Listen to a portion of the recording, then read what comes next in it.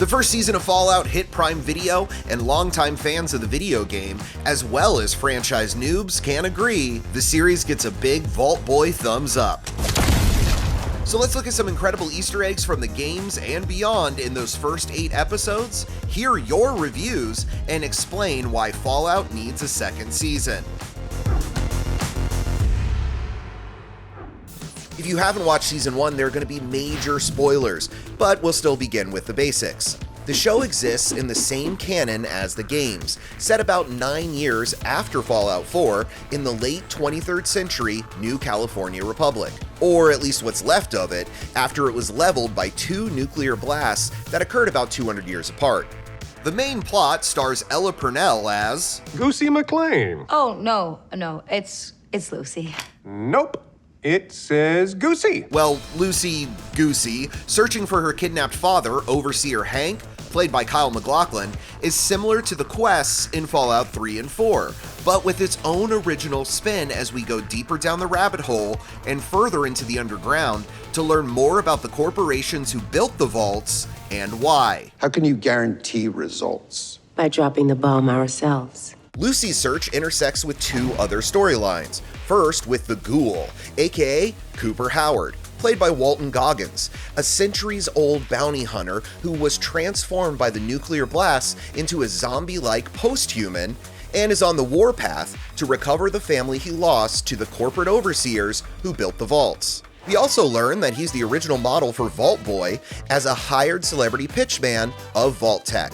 He's one of the first to don the trademark blue jumpsuit that all Vault dwellers wear, but it's his thumbs up that becomes an iconic and ironic symbol for a promised A-OK future that is far from this Earth's reality. What if I were to do like a thumbs up?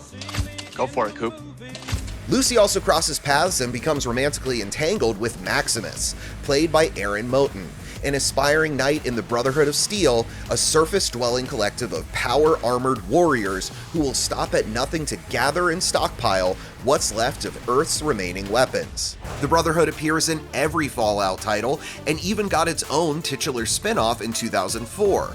But that game received mixed reviews and exists outside the franchise's main story canon, so the show seeks to shed more light on the importance of this warring faction. As Maximus loses faith in the Brotherhood, he decides to back Lucy's pursuit of truth instead, which leads everyone to converge on her father's kidnappers, the surface-dwelling raiders led by Lee Moldaver, played by Sarita Chowdhury, a pre-war critic of Vault Tech's megalomaniacal ambition and a crusader to rebuild a sustainable city on the surface outside of Vault Tech's control, like she did in Shady Springs, California, before Overseer Hank blew it all up. Simple, right?